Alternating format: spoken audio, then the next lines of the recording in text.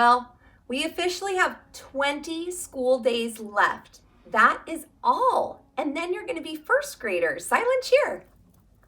You're working so hard at home, so don't stop working hard. You have 20 more school days and you have to finish strong. So keep watching the videos and keep trying your best to do whatever assignments or games I show in them, okay? All right. Well, we're learning about seahorses this week, and yesterday we drew this nice pictorial and labeled the parts a seahorse has. And over here we drew our map of where seahorses live. So today we're going to add more information and some pictures to our pictorial, okay? Real live pictures of real live seahorses. But before I do that, I need to feed my fish over here, Flippy, Floppy, and Ted. Oh, almost took my finger off. Okay. All right, let's get started. This is a picture of a seahorse. And seahorses have this name because of their horse-shaped head.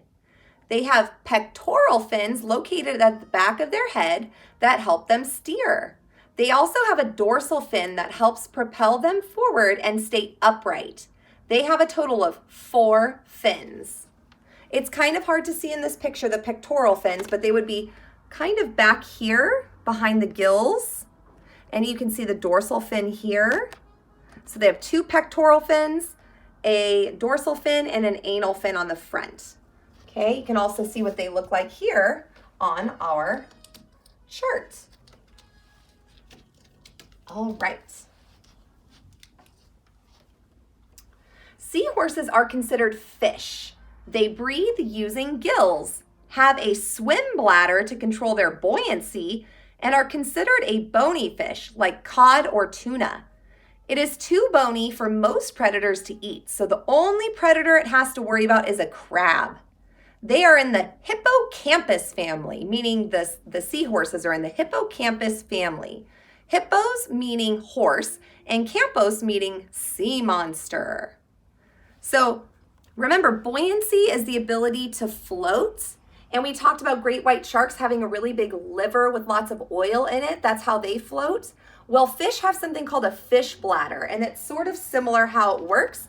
That's how they stay floating. And they have to use their dorsal fin to keep them upright so they don't fall to the side. And the dorsal fin also propels them forward. Okay, you're doing a great job. They prefer to swim with a partner with their tails linked. They use their tails to anchor themselves to coral and seagrasses. They also use their tails to latch on to coral to rest. Seahorses do not sleep like humans. They must always stay alert. Seahorses do not have eyelids, so their eyes always remain open. Their tails act as an anchor to keep them in one place and to prevent them from floating away. So they don't sleep and their eyes never close, but they do need to take a rest, and they don't close their eyes. They don't fall asleep because if a predator does come, they need to be alert so that they can get away and escape. Okay. But remember, they're really bony. There's not a lot of meat to them, so there's not a lot of predators that want to eat them, just the crab. Seahorses are carnivores and eat plankton and tiny crustaceans. This is a picture of a seahorse using its snout to suck up and eat a tiny shrimp. Seahorses graze constantly and eat 30 to 50 times a day. Food passes right through them, so they have to eat often. So they don't have a stomach like humans, so they have to eat constantly. They have to eat all the time so that they have energy. So 30 to 50 times a day is a lot. And remember, they use their snout to suck the food in. Okay, that's what this picture is of, a snout. He has his snout he's gonna use to eat. Seahorses live in shallow, tropical, temperate waters throughout the world. Their favorite habitats include coral reefs, seagrass beds, estuaries, and mangrove forests. They live in warm, shallow waters that are still or barely moving. They are not very good swimmers, and stormy waters can disrupt their habitats or even injure them. This is why their tails are so important. So seahorses are kind of clumsy. They are not the best swimmers, and they only move a small distance within a period of time. So since they're not very good swimmers, they like to stay where the water is very calm and it's not moving a lot. That way they don't get tossed out to sea. Okay. Seahorses have the same mate for life. So seahorses can live, I think, up to 5 years. I'll have to double check my facts on that. But for the time that they are alive, their mate is who they stay with for their whole life. Some animals and some species, they mate with other animals within that species. But seahorses are special. Whoever they mate with is who they stay with for their whole life. And I like this picture because they're floating together. It's a cute picture. Aww. Okay, and to mate means they're gonna have babies together. And speaking of babies, seahorses are the only animal species on Earth where the male bears the unborn young. That means the dad gives birth to the babies. The male holds the eggs until they hatch into baby seahorses. Then the seahorses are pumped out of the brood pouch of the male. When it's time, they emerge. A male can have anywhere between 12 to 200 seahorse babies at one time. Once they emerge, they stay together or with their father, clinging to each other so that they don't get carried off by a wave. So when they first get pumped out, he just sort of thrusts them out of his belly, and a few come out at a time. They stay together and they try to link tails so that they don't float away, or they'll even try to link onto their dad so that they don't get carried away or drift away. It's a lot of babies.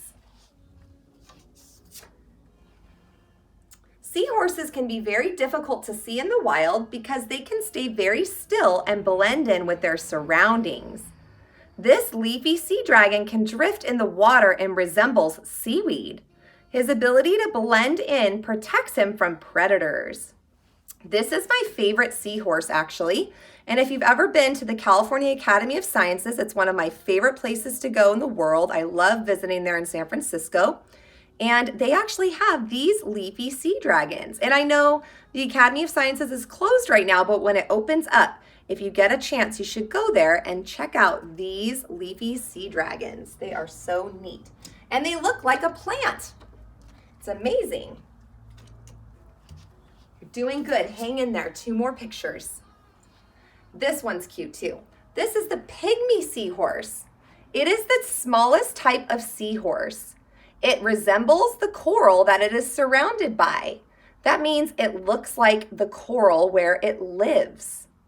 So you can see its eye right here, and it's kind of a pink color. It's very bumpy looking, and around it is coral.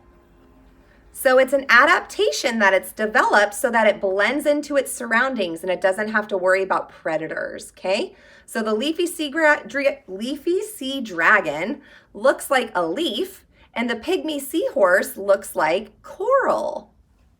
So those are their adaptations that they've developed so that they can survive in the wild. Okay, here's our last one. There are more than 30 species of seahorses, and many are vulnerable to extinction. Remember, we learned about vulnerable last week when we talked about great white sharks? So they aren't extinct yet, but they are in danger of potentially becoming extinct. That means there would be no more of them in the wild. Pollution, depletion of habitats, and harvesting for medicinal purposes are what is leading to their depleting numbers. So if we're ruining the coral reef or it's getting damaged where they live, that's taking away their home. So that's contributing to losing numbers of them. And also, some people will catch them and use them as medicine. So they'll kind of catch them and dry them out and ground them up and turn them into medicine. So those are reasons why we see the numbers of seahorses going down. So do you think it's something we should get if we want to keep it in an aquarium? No, they are wild animals, just like a great white shark. It's a wild animal, so it needs to stay in nature in its natural habitat. Okay? So I hope you liked learning some new information about different seahorses and the way that they have to live and survive. We'll learn more tomorrow. Have a great afternoon.